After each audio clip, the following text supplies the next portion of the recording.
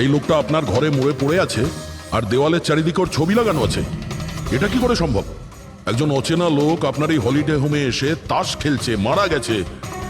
How it possible?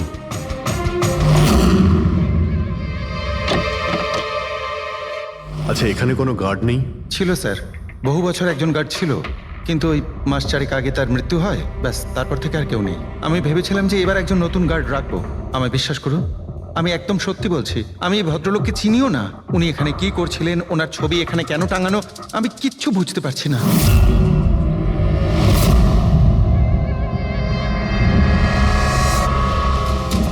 Pankaj,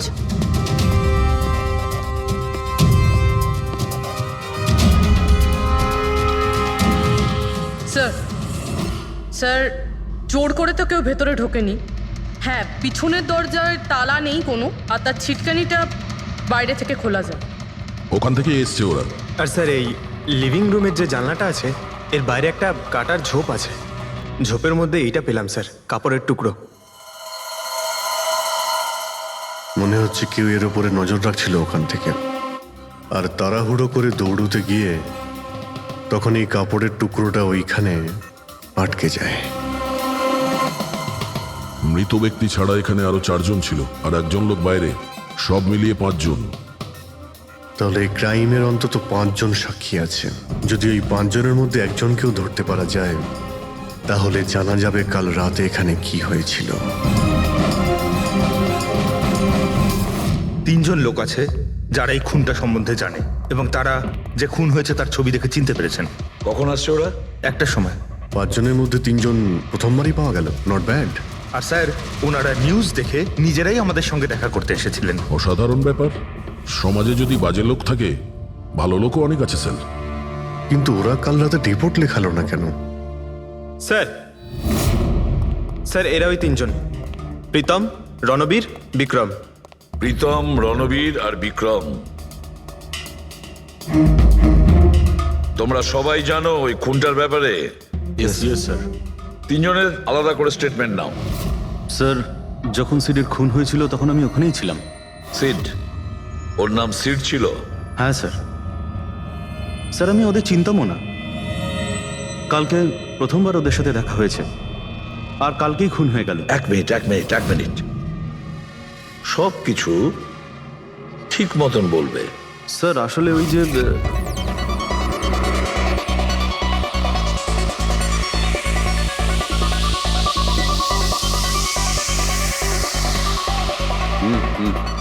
sure sir.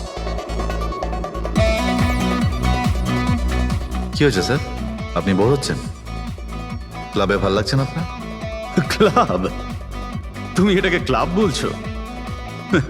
মনে হচ্ছে club তুমি দেখোইনি। স্যার, আপনি এখানে নতুন এসেছেন, এই শহরে প্রথমবার এসেছেন? হ্যাঁ, নিউ ইয়র্কে থাকি। একটা কাজের জন্য ইন্ডিয়াতে এসেছি। কাজ শেষ হয়ে গেছে আর শহরে বসে বোর হচ্ছি। আপনার বোর্ডন দূর করার একটা রাস্তা আছে আমার কাছে। রিয়েলি? কি? একটু এক্সপেন্সিভ। সেটা চিন্তা তোমায় করতে হবে না। কি রাস্তা আছে সেটা বলো। ভেবে দেখুন স্যার, লাখ টাকার ব্যাপার, আর রিস্কও আছে। জোকিং? রিস্ক নেওয়া আমার হবি, আর সেটা যদি হয় টাকার, সেটা আমার কাছে অনেক আছে। কাজটা বলো। সুপার দেন। তুমি কি ধরনের জোকিং এর কথা বলছো? এরকম কোনো ব্যাপার নেই স্যার, শুধু জুয়া খেলতে হবে। লাখ টাকা, জিতে গেলে মালামাল, আর হেরে গেলে কঙ্কাল। আর এমনিতেও আপনার টাকার তো কোনো চাপ নেই। তাহলে চলুন আমার সাথে, কাম। যাচ্ছ কোথায়? এক ভদ্রলোকের বাড়ি। ভদ্রলোকের বাড়ি? কে ভাই? ওই যে দেখতে পাচ্ছেন, ব্ল্যাক জ্যাকেট, হোয়াইট শার্ট। তাহলে ওই বারটেন্ডার তোমাকে ওর বাড়িতে নিয়ে গিয়েছিল, তারপর কি হয়েছিল? না স্যার, ও সিডের বাড়ি নিয়ে যায়নি। ও সিডের সঙ্গে পরিচয় করায়, তারপর আমরা সিডের বাংলোতে যাই।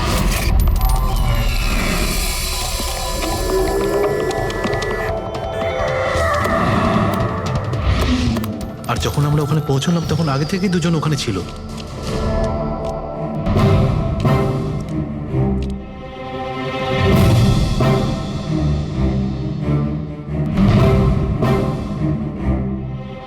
এই রইল আমার 2 লাখ টাকার চাল।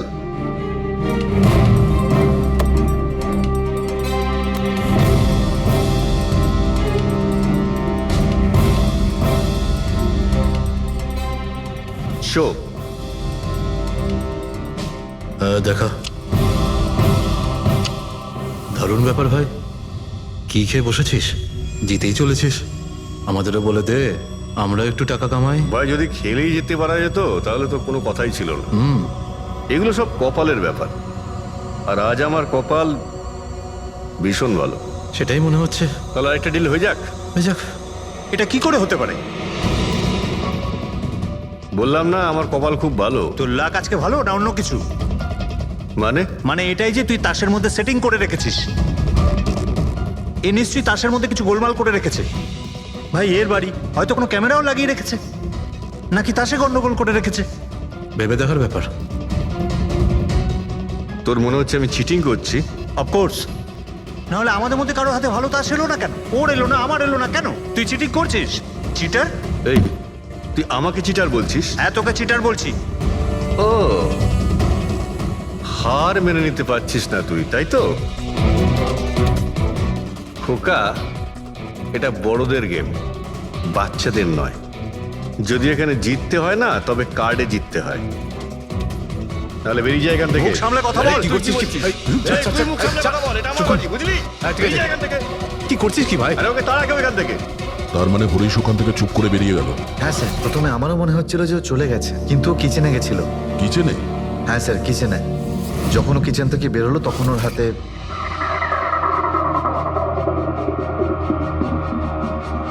তুই আবার এসিস এখানে?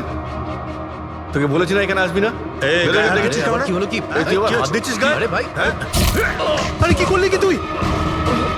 আরে মেরে দিল ওকে। এটা এটা কি করলে? মেরে দিলে?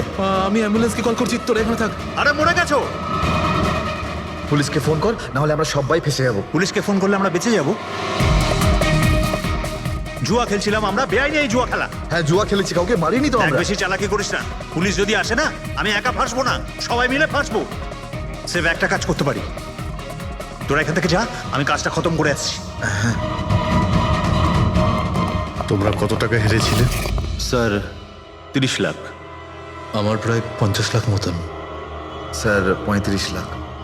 এক মিনিট রণবীর, তুমি বলেছিলে যে সিড ওই সময় সাদা শার্ট পরেছিল। ইয়ে স্যার, উনি সাদা শার্টই পরেছিল। আর বিক্রম, তুমি বলেছিলে যে ও হলুদ শার্ট পরেছিল। হ্যাঁ স্যার, ও হলুদ শার্টই পরেছিল। ও সাদা বা হলুদ রঙের শার্ট পরেছিল না, একটু ব্লুইশ কালার ছিল শার্টটার, আমার ভালো মনে আছে। কিভাবে সেটা হয়? আমরা যখন লাশটাকে পেয়েছিলাম তখন ও হোয়াইট কালারের শার্ট পরেছিল, আর রণবীরও তো এই একই কথা বলছে। এটা কিভাবে সম্ভব? একই সময়ে আলাদা আলাদা ড্রেসে কিভাবে খুন হয়? স্যার, যখন মার্ডার হলো তখন এটা কেউ ছিলই না ওখানে। ছিল না মানে? মানে এটাই যে আমার ভালো মতো মনে আছে, এটা 6 মাস আগের ঘটনা। এরা ছিল না ওখানে। না স্যার, এটা পুরো 1 বছর আগের কথা। কি সব বলছে স্যার এরা? ফোন তো কাল রাতে হয়েছে, তাই না? এক্স্যাক্টলি, খুনটা গতকাল রাতেই হয়েছিল। আর সেই সময় উনি সাদা রঙের শার্টই পরেছিলেন। এক মিনিট, এসব তোমরা কি বলছো? কাল রাত, 6 মাস, 1 বছর আগে? হ্যাঁ স্যার।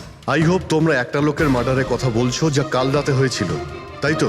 আর তোমরা বলছো এই দুইজন ছিল না মার্ডারের সময়? স্যার, এরা দুজন ওখানে ছিল না। আমি যে মার্ডারের কথা বলছি সেটা 6 মাস আগে হয়েছে। স্যার, খুনটা কাল রাতেই হয়েছিল। আর সেই সময় যারা ছিল সেই দুজন অন্য কেউ ছিল, ওরা তখন ওখানে ছিল না। হ্যাঁ স্যার, ওরা ঠিক বলছে, আমিও চিনি না এদেরকে। তোমরা তিনজনের সিডের কথাই বলছো তো? আর মার্ডার হওয়ার আগে ও তোমাদের সঙ্গে চেরিস ক্লাবে দেখা করেছিল তো? আর তারপরে ও তোমাকে হেমন্ত বিলায় নিয়ে গেছে। না স্যার, ও আমাকে সংকল্প ম্যানশনে নিয়ে গেছিল, আর সেটা ওই কীর্তি হিলসে। হ্যাঁ, কীর্তি হিলসে ছিল। না স্যার, ও আমাকে ইয়াশ হাউসে নিয়ে গেছিল, যেটা কার্টিস রোডে রয়েছে। একটাই লোক 3 বার 3 জায়গায় 3 রকম আলাদা আলাদা জামা কাপড় পরে কি করে মরতে পারে? হ্যাঁ, সালুকে বলো। আচ্ছা ঠিক আছে, ওকে। অজিত, সালুকে কোনো সূত্র খুঁজে পেয়েছে।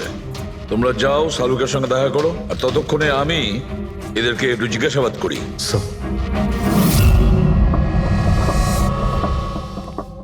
হ্যাঁ, এসো ভাই এসো, দেখো আমি কি পেয়েছি। আরেকটা কথা বলতে হবে, এই কেসটা বড় অদ্ভুত। হ্যাঁ ডক্টর সালুকে, কেসটা তো খুবই অদ্ভুত, আর যেগুলো আমরা জানতে পেরেছি ওগুলো আরে না ভাই, ওইটাও তো অদ্ভুত নয়, আমি যেটা তোমাদের বলতে যাচ্ছি সেটা অদ্ভুত। হ্যাঁ, কি হলো? তুমি এদিক ওদিক কি দেখছো? কিছু না। ঠিক তো? না না, আমি আপনার কথাই শুনছি। কি বলছেন স্যার? ও আচ্ছা আচ্ছা, হ্যাঁ, তো আমি কি বলছি? ও হ্যাঁ, অদ্ভুত। দেখো, আমি এর রক্তের সঙ্গে সঙ্গে রক্তের মতো আর একটা জিনিস পেয়েছি। রক্তের মতো? স্যার স্যার আপনার সন্দেহ একদম ঠিক ছিল, এটা ডাই ছিল। আরে সারিকা, তুমি এসে গেছো? মানে আমি বলতে চাইছি, কি বলছো তুমি? লাল ডাই? কি করে? আরে বাহ, কনসেন্ট্রেশন ফিরে পেয়েছো তুমি? আরে আমার কনসেন্ট্রেশন কোথায় গিয়েছিল? তোমরা সব সময় না আমার পিছনেই পড়ে থাকো। ও আচ্ছা আচ্ছা। আমি সিডের বডি থেকে এই প্লাস্টিক ব্যাগটা পেয়েছি। এই ব্যাগ ওর শার্টের ঠিক নিচে ওর বডির সাথে টেপ দিয়ে আটকানো ছিল, আর এই ব্যাগটাতেই একদম রক্তের মতো ডাই রাখা হয়েছিল। এটা তো ঠিক ওই রকমই যেটা ফিল্মের শুটিং এ ইউজ করা হয়। বা হয়তো নাটকে। নাটক? হ্যাঁ, নাটকে। যতদূর আমরা জানতে পেরেছি তাতে এটা পরিষ্কার যে সিড একজন ঠক ছিল। ও সিডা তার সঙ্গীরা মিলে জুয়া আর মার্ডারের নাটক করে লোকেদের ঠকাতো। তার মানে এসবের মধ্যে ওই বারটেন্ডারও যুক্ত ছিল। ও জেনে বুঝে বড় লোকদের ফাঁসিয়ে এখানে এই কার্ড পার্টিতে পাঠাতো, আর তারপরে এই মার্ডারের নাটক। তো এই জন্য রণবীর, বিক্রম আর প্রীতম আলাদা আলাদা জায়গায়, আলাদা আলাদা সময় এর মার্ডার দেখেছে। আর ওরা এসব অনেক আগে থেকেই করছে, কিন্তু কাল রাত ওদের নাটক বাস্তবে পরিণত হয়। প্রতিবারই একটা নতুন বাংলো, নতুন লোক ঠকানোর জন্য। আর বাকি সব সেম, একই খেলা, একই ঝগড়া, আর সেই একই সিটের মার্ডারের নাটক। লোকেদের কাছ থেকে টাকা নিয়ে পুলিশ কেসের নামে লোকেদের ভয় দেখিয়ে বের করে দেওয়া। সব কিছু সেম টু সেম। প্ল্যান তো খুব ভালো ছিল, কিন্তু কালকে হঠাৎ মার্ডার কি করে হয়ে গেল? কারণ কালকে রাতে একটা গন্ডগোল হয়েছে। মানে? 1 মিনিট।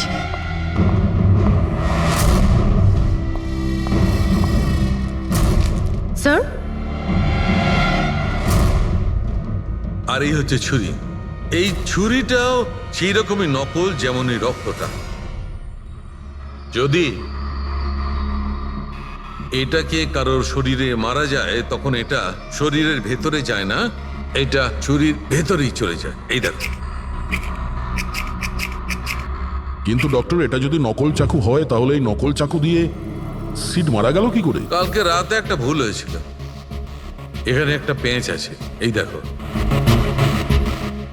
যদি এই পেঁচটাকে ঘুরিয়ে দেওয়া যায় তখন এই ফলাটা আটকে যায়, ভেতরে ঢুকতে পারে না। তারপর এই ছুরিটা দিয়ে কেউ যদি আঘাত করে শরীরের ভেতরে ঢুকে যায়। কেউ ইচ্ছে করে এই ছুরিটাকে এরকম বানিয়েছে যাতে সিড মরে যায়। এরকম তো সেই লোকটাই করতে পারে যে এই খেলার ব্যাপারে সব কিছু জানতো। এটা বোধহয় সে যে লিভিং রুমের ব্যালকনিতে ছিল, যার কাপড়ের টুকরো আমরা পেয়েছিলাম। আর দ্বিতীয়ত, আমাদের খুনির কাছে সে পৌঁছবে যে বাকি লোকেদের কার্ড পার্টি পর্যন্ত পৌঁছেছে। ওই bartender Dinesh. Excuse me? I am sorry sir, এখনো ক্লাব ওপেন হতে বেশ কিছুটা সময় বাকি আছে। Sorry sir. আমরা একটা কেসের ব্যাপারে এখানে এসেছি। আমরা সিআইডি থেকে। সিআইডি? হ্যাঁ বলুন স্যার, আমি কি করতে পারি আপনার জন্য? স্টাফেদের সঙ্গে কিছু কথা আছে। স্টাফেরা এখানে আছে? এখন সবাই তো এখানে নেই, কিছু লোক আছে যারা লকার রুমে ইউনিফর্ম চেঞ্জ করছে। আপনাদের একজন বারটেন্ডার দিনেশ, সে কোথায়? ম্যাম, কাল থেকে ও কাজে আসেনি, জানি না না বলে কোথায় গেছে। আচ্ছা স্যার, ব্যাপারটা কি? ও কিছু ঘটিয়েছে নাকি?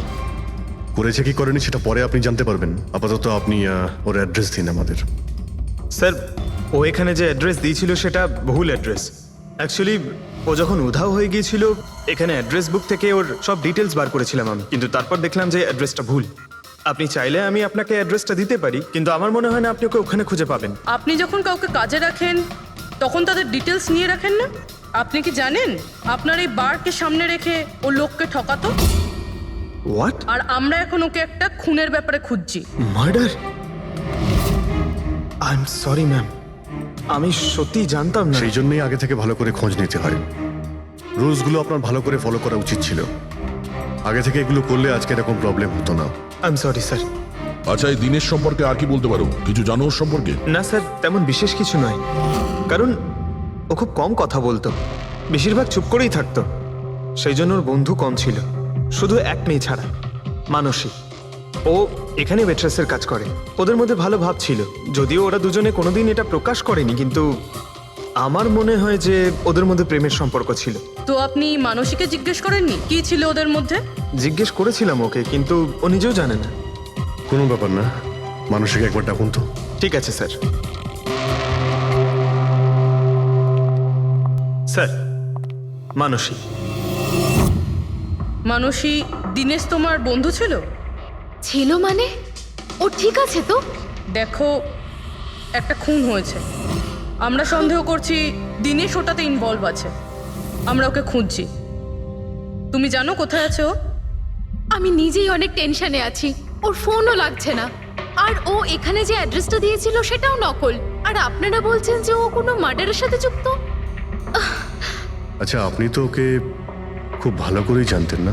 হ্যাঁ স্যার, আমরা একে অপরকে ভালোবাসতাম, আর আমরা বিয়েও করতে চলেছিলাম। সেই জন্য ও কিছু টাকা জোগাড় করতে চাইছিল। আচ্ছা, ও এই টাকাটা ক্লাবের চাকরি থেকে জমাচ্ছিল নাকি অন্য কোনো সাইড বিজনেস ছিল ওর? চাকরি ছাড়া ও শেয়ার বিজনেসে ও টাকা লাগিয়েছিল। আর আমাকে বলতো যে ও অনেক টাকা রোজগার করছে, আমাকে দামি দামি গিফট দিত আর দামি দামি রেস্টুরেন্টও নিয়ে যেত। তো ও তোমায় ওর ঠকানোর বিজনেসের ব্যাপারে কিছুই বলেনি? ওর কোনো ছবি আছে তোমার কাছে? হ্যাঁ আছে।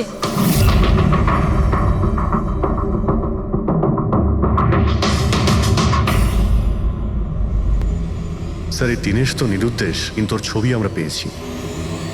এটাকে আমরা সার্কুলেট করে দিচ্ছি। হ্যাঁ, করাও অভিজিৎ, করাও। তিনজনের স্কেচ তো করা হচ্ছে। একটা কথা তো পরিষ্কার যে চারজন সবাই একসঙ্গে কোনো গর্তে লুকিয়ে বসে আছে। হ্যাঁ স্যার। স্যার, এটা ঠক কিন্তু খুনি নয়। ভুল করে এদের হাতে খুন হয়ে গেছেন।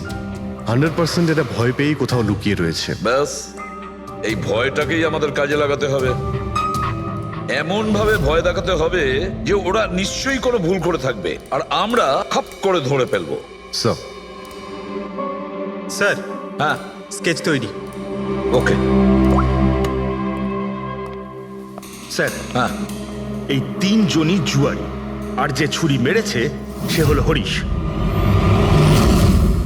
একটা কাজ করো, এই তিনটে স্কেচই আর ওই বারটেন্ডারের ছবি প্রতিটা police station, railway station, bus stand, লজে, সব জায়গায় পাঠিয়ে দাও। আর সমস্ত নিউজ চ্যানেলেও পাঠিয়ে দাও। আর ওদেরকে জানিয়ে দাও যে 24 ঘন্টা যেন এদের ছবি দেখানো হয়। প্রত্যেকটা বাড়িতে এদের ফটো দেখাতে হবে। তারপরে দেখবো কতদিন লুকিয়ে থাকে আমাদের হাত থেকে।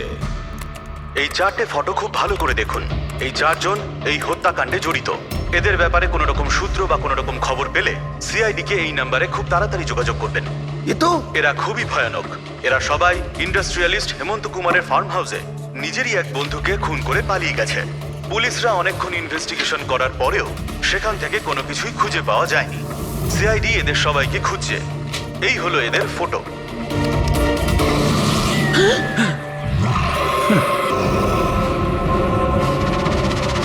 ভাই শোন না, ম্যাচটা চালু কর না, ম্যাচ হচ্ছে। এরা সবাই ইন্ডাস্ট্রিয়ালিস্ট হেমন্ত কুমারের ফার্ম হাউসে নিজেরই এক বন্ধুকে খুন করে পালিয়ে গেছে। সিআইডি এদের সবাইকে খুঁজছে। এই হলো এদের ফটো। দেখলি তুই, এরা তো সবকিছু জেনে ফেলেছে। ভাই ছবি টবি সব দেখাচ্ছে, সমস্ত ডিটেলস দেখাচ্ছে। বাজেভাবে ফেসে যাবো ভাই এসবে। হাসবো তো বটেই। আমি তোদের আগেই বলেছিলাম যে চল পালিয়ে যাই, কিন্তু তোরা তো শুনলেই না। এবার পুলিশ আসবে, সব জায়গায় খোঁজ করবে, আর তখন আরে এখনো অনেক সময় আছে। চল পালাই, এই ব্যাগ তোলা, সবাই মিলে পালাই, চল।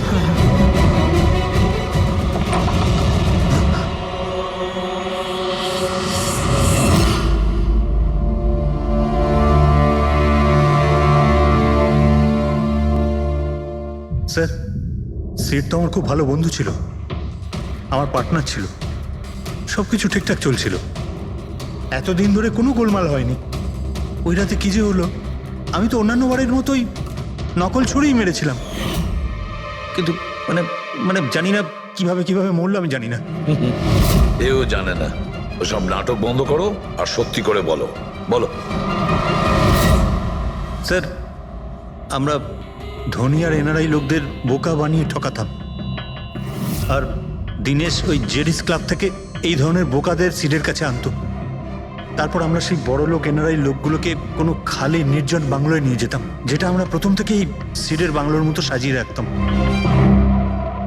হ্যাঁ স্যার, আমার একটা বিজনেসও আছে স্যার, রিয়েল এস্টেটের বিজনেস। তাই স্যার এই কাজের জন্য এরকমই খালি শুনশান বাংলোর খোঁজ করতাম আমি স্যার, আর তারপর অ্যাভেলেবেল করাতাম এই কাজের জন্য স্যার। স্যার, প্রথমে আমরা মুরগিকে জিততে দিই, আর তারপর যখন সে ভরসা পেয়ে যায় তখন সিট জেতা শুরু করে দেয়। এই সব কিছুর প্ল্যান থাকতো স্যার, সিট জিততেই থাকতো, আর আমি আর ওরা আমার মধ্যে ঝগড়া শুরু হতো, আর আমি রেগে গিয়ে ওকে খুন করে দিতাম, মানে মিথ্যে করেই। এসব দেখে ধনী এনআরআই লোক ঘাবড়ে যেত আর ওদের টাকা পয়সা ফেলে পালিয়ে যেত। ওঠে পর নাটক শেষ, চলে গেছে ও।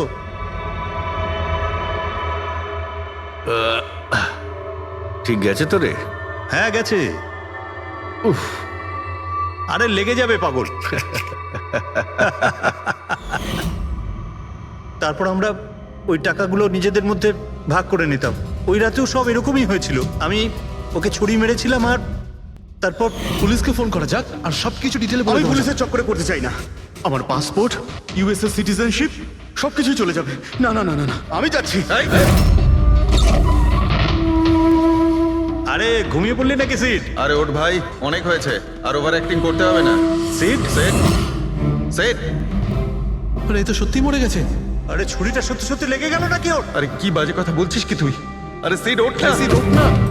আরে ছুরিটা কি করে? তুই ছুরিটা ইউজ করার আগে চেক করিসনি নাকি? আরে প্রথমবার করছি নাকি? শুটিংয়ের ছুরি এটা, একটাই তো ছুরি আছে না, কিন্তু এই খুন কি করে হতে পারে? আমাদের পুলিশকে জানাতে হবে। পুলিশকে যদি জানাই তো আমরা সবাই ফেসে যাব। তাহলে কি করব?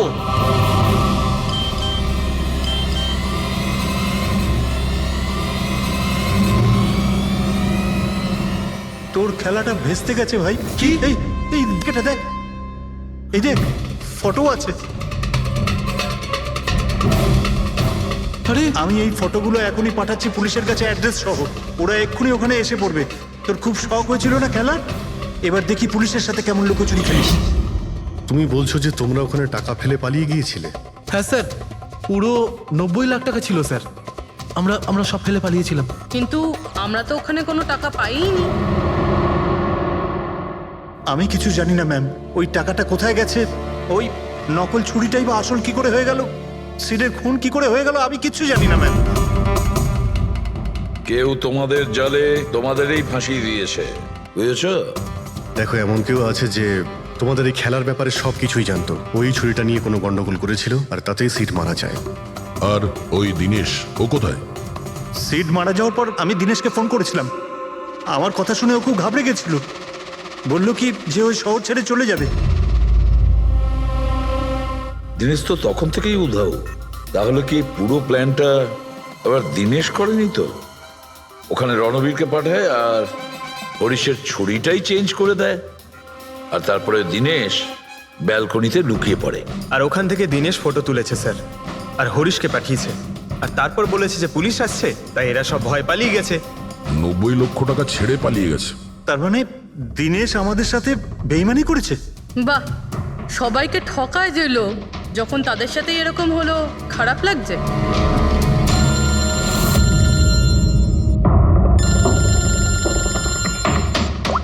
হ্যাঁ বলো সালুকে।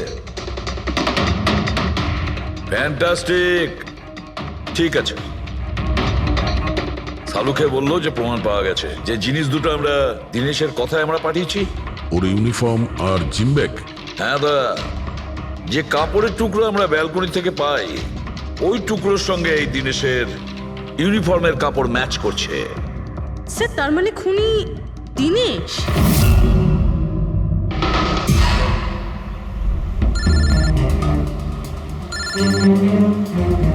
ACP sir, hello? কি জিটি রোড? ঠিক আছে স্যার, ওকে ওকে। জিটি রোডে যেতে হবে। দিনেশকে জিটি রোডের বাজারে দেখা গেছে।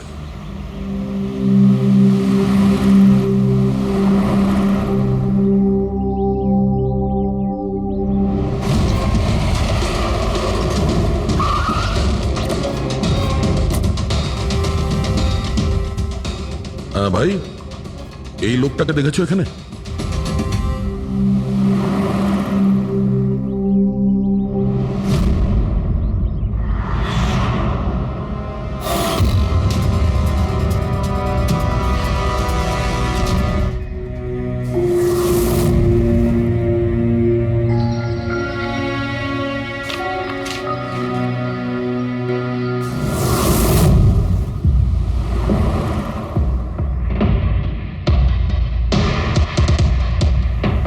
আচ্ছা এই যে দাদা, একে দেখেছেন? হ্যাঁ দেখেছি তো। কোথায়? ওই তো ওখানে দাঁড়িয়ে রয়েছে। আগে? হ্যাঁ আগে। থ্যাঙ্কস থ্যাঙ্কস, চলো। মা, বাবা, আমায় ক্ষমা করে দিও। আমি তোমাকে অনেক কষ্ট দিয়েছি, তোমাদের মান সম্মান ডুবিয়ে দিয়েছি। কিন্তু একটা সত্যি কথা, আমি খুনি নই, আমি কাউকে খুন করিনি। আমি শুধু একটু টাকা ইনকাম করতে চেয়েছিলাম, কিন্তু আমি জানতাম আজ নয়তো কাল পুলিশ আমাকে ধরেই নেবে। এটা হওয়ারই ছিল।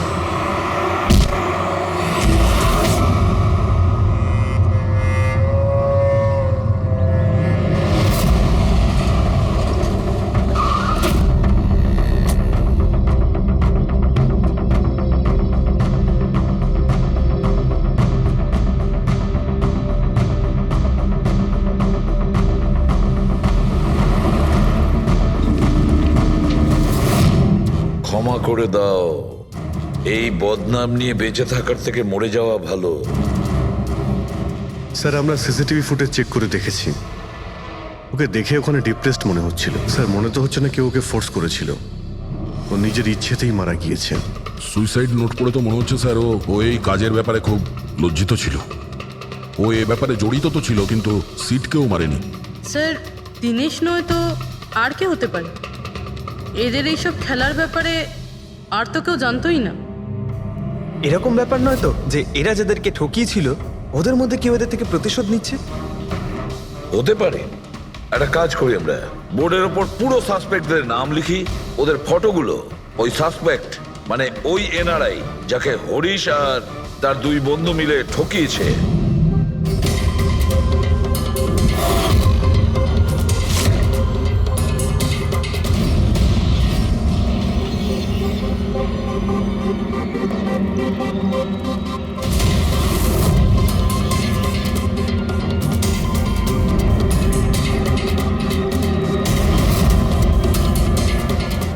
স্যার, এই হলো সেই সমস্ত লোকগুলো যারা এই কেসের সঙ্গে জড়িত।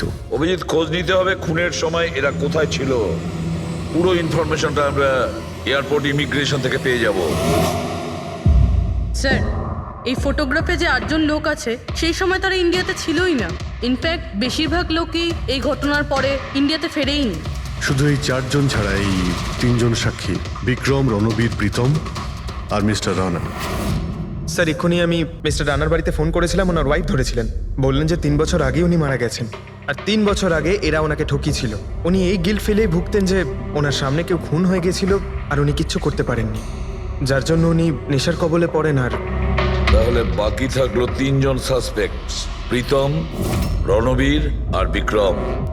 প্রীতম আর বিক্রম এরা তো দেশের মধ্যেই ছিল, কিন্তু এই শহরে ছিল না। এবার এই রণবীরই শুধু বাকি থাকলো। রণবীর তো নিজেই ওখানে ছিল, ওই ফটোতেও ছবি আছে। হ্যাঁ স্যার, ও একই সাথে ব্যালকনি আর হল তাতে থাকতে পারে না। এটা অন্য কেউই হবে। তাহলে কে হতে পারে এই খুনি? পঙ্কজ, মিস্টার রানা 3 বছর আগে মারা গেছেন, ওনার পুরো ডিটেলসটা আমার চাই। স্যার,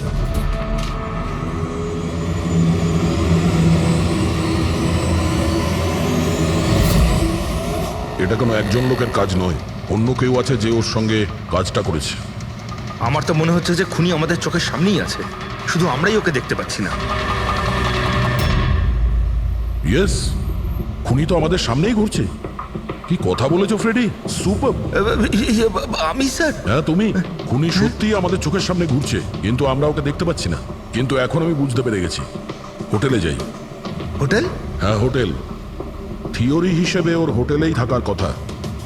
একবার যদি জানতে পারি যে খুনি ওই, তাহলে ওর সঙ্গী আর জুয়োর টাকা সব পেয়ে যাবো। তাহলে চলুন স্যার, তাড়াতাড়ি যাওয়া যাক আর ওকে ধরে ফেলি গিয়ে। ধরবে না ওকে, ওর ওপর নজর রাখতে হবে। আর হ্যাঁ, যদি বেশি চালাকি করে তাহলে ছাড়বো না ওকে।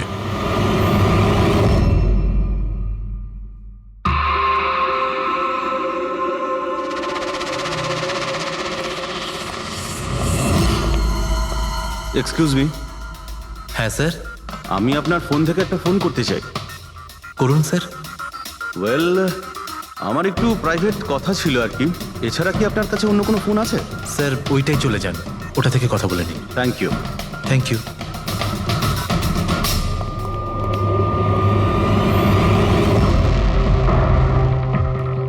শোনো ভাই, হ্যাঁ স্যার। আমরা সিআইডি থেকে আসছি। আমরা এই লোকটাকে ফলো করছি। এই লোকটা যে কথা বলছে ওটা আমাদের শুনতে হবে যে কি কথা বলছে। স্যার ওই ফোনটা এই ফোনটার সাথে কানেক্টেড। আমার মনে হচ্ছে সিআইডি কিছুই জানতে পারেনি। প্ল্যানটা সাকসেসফুল। আমাদের প্ল্যানটা খারাপ করার শুধু একটাই লোক ছিল, আর সেই ছিল দিনেশ। আরও সেটার উপযুক্ত শাস্তি পেয়ে গেছে। So there is nothing to worry about. You don't worry. আমি যদি কিছু জানতে পারি তোমাকে জানাবো। I love you two.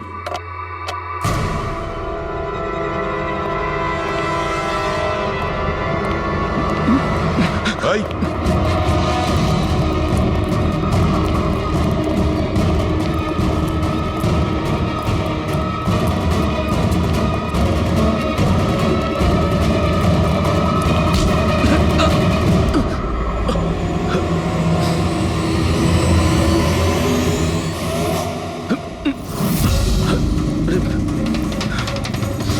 আমি আপনাদেরকে কিচ্ছু বলতে পারবো না।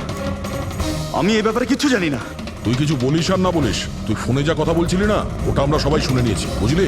শুধু এটা বল, টাকা কোথায়? হ্যাঁ দেখো, মুখ বন্ধ করে কেন নিজের জীবনের সর্বনাশ ডেকে আনছো? তোমার মঙ্গল এতেই। চুপচাপ যা জানো সব বলে দাও। টাকাটা ওর কাছে রয়েছে।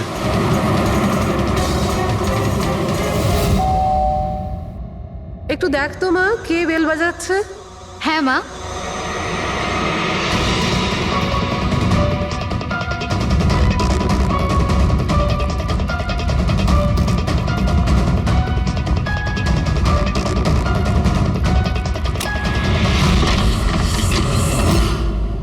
হাই, চিনতে পেরেছো? স্যার, মানসী। অ্যাকচুয়ালি আমরা আপনার বাড়ির তল্লাশি নিতে চাই। Search warrant. কি ব্যাপার? আপনারা কারা? সিআইডি। আমাদের কাছে আপনার বাড়ির তল্লাশির অর্ডার আছে। কিন্তু আমরা কি করেছি? আপনারা এখানে কেন এসেছেন? খুব তাড়াতাড়ি জানতে পারবে। চেক করো।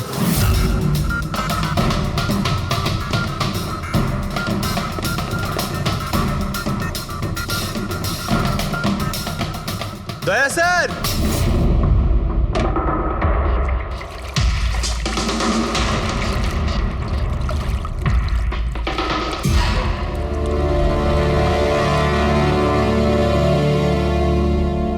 চলো।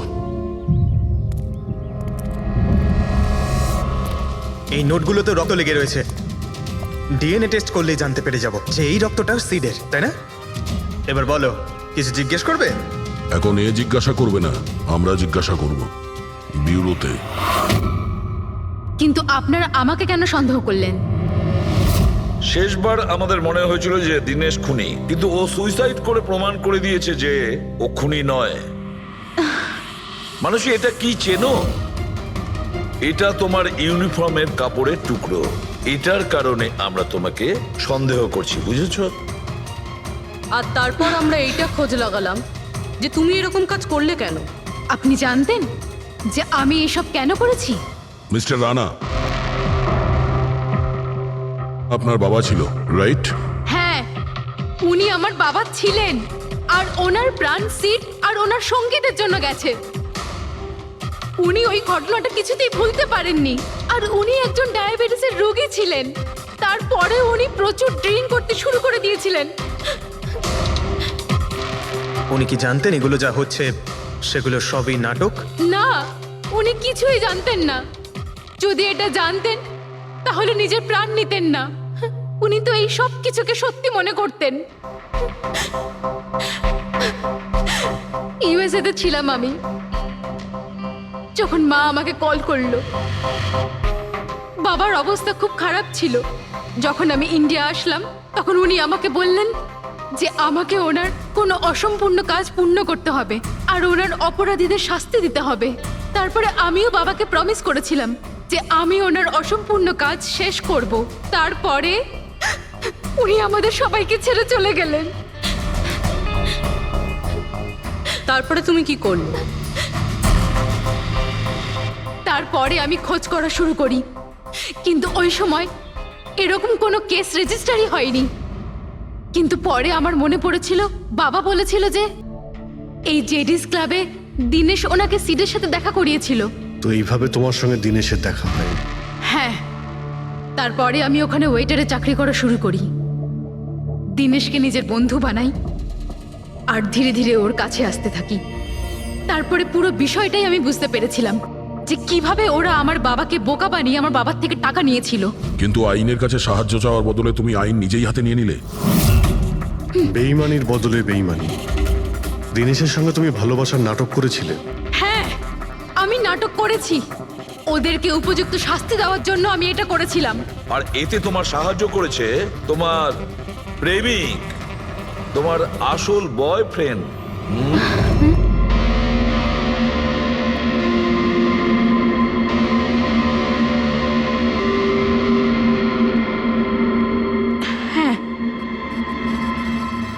আমরা দুজনে মিলে প্ল্যান করেছিলাম। রণবীর ওই রাতে জেনে বুঝে বোকা হয়েছিল। আর ওই ছুরিটাকে খারাপ করেছিল। যদি এই পেঁচটাকে ঘুরিয়ে দেওয়া যায় তখন এই ফলাটা আটকে যায়। ওই ছুরিটাকে আমি খারাপ করেছিলাম আর ব্যালকনি থেকে লুকিয়ে ফটো আমিই নিয়েছিলাম। তারপরে আমি ওই ফটো হরিশকে পাঠিয়েছিলাম আর ওদেরকে ওখান থেকে তাড়িয়ে দিলাম আর আমি টাকাগুলো নিয়ে ওখান থেকে বেরিয়ে পড়লাম। আমি আমার বাবাকে দেওয়া প্রমিস পূরণ করেছি। ওই টাকাটা আমার বাবার ছিল। আমি ওনার প্রতি ন্যায় করেছি। ভুল। ওই ন্যায় বিচার করা তোমার কাজ নয়, সেটা করবে আদালত। তুমি আইন নিজের হাতে নিয়েছিলে আর একটা খুব মস্ত বড় অপরাধ করেছো। আইন তোমাকে কঠোর থেকে কঠোরতম শাস্তি দেবে। তোমাদের দুজনকে কঠোর শাস্তি দেবে। নিচে দাঁড়িয়েছিল তারা দেখতে পায়নি, পর্দাও লাগানো ছিল।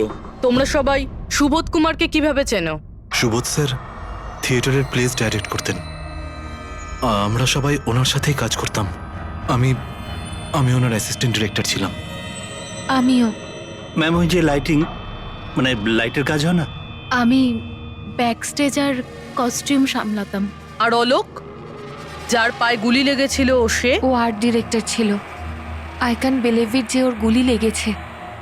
ও ঠিক হয়ে যাবে তো? হ্যাঁ, উনি ঠিক হয়ে যাবেন। ডক্টর বলছিলেন যে গুলি এপার ওপার হয়ে গেছে। She will be fine. যখনই অলোকের গুলি লাগলো একদম হুড়োহুড়ি পড়ে গেছিল। লোক এদিক ওদিক ছুটতে শুরু করে। অনেক লোক তো সুবোধ আর অলোককে মারিয়ে চলে গেছে। আর এই হুড়োহুড়ি ফেলে দিয়েছিল এই স্মোক বোম। Smoke bomb. তাহলে এই ধোঁয়ার সুযোগ নিয়ে খুনি এখান থেকে পালিয়ে যায়। আচ্ছা, তাহলে আপনাদের মধ্যে কেউই খনিকে পালিয়ে যেতে দেখেননি? না, আমরা তো নিজেরাই দৌড়চ্ছিলাম। ইনফ্যাক্ট আমি দৌড়তে গিয়ে পার্থর ওপর পড়ে গেলাম। তোমরা এই সময় এখানে কি করছিলে? তোমাদের কোনো রিহার্সাল ছিল নাকি? না, জানি না। আসলে আমি বলতে চাইছি, স্যার নিজে মেসেজ করে আমাদের এখানে ডেকেছিলেন। আপনার ফোনটা দেখান। কি হলো? কি গরম লাগছে। আমি এসি অন করে দিচ্ছি। হ্যাঁ, প্লিজ।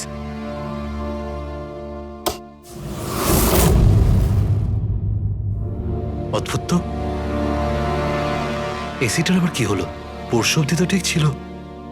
কোনো ব্যাপার না, ছেড়ে দাও। All of you come rehearsal room at 10 p.m. Do not be late. No excuses. তোমাদের স্যার তো বেশ স্ট্রিক্ট ছিলেন।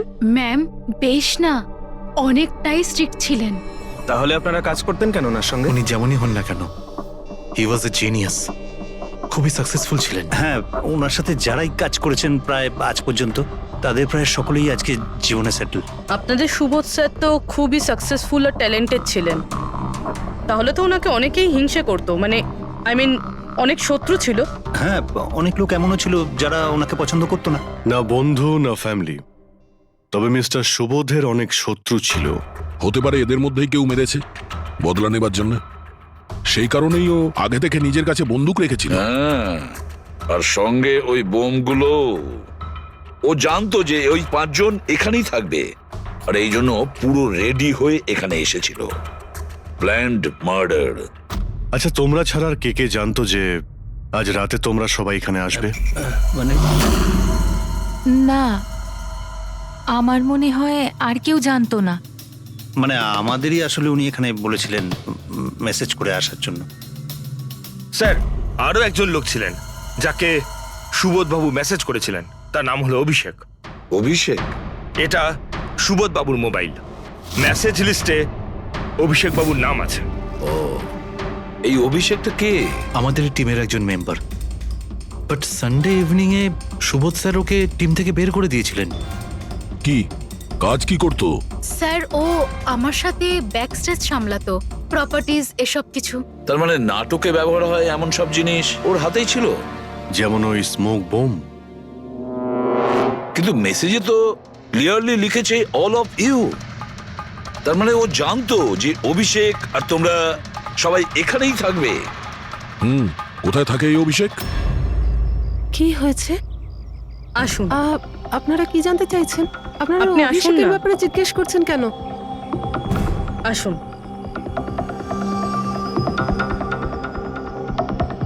কি হয়েছে স্যার?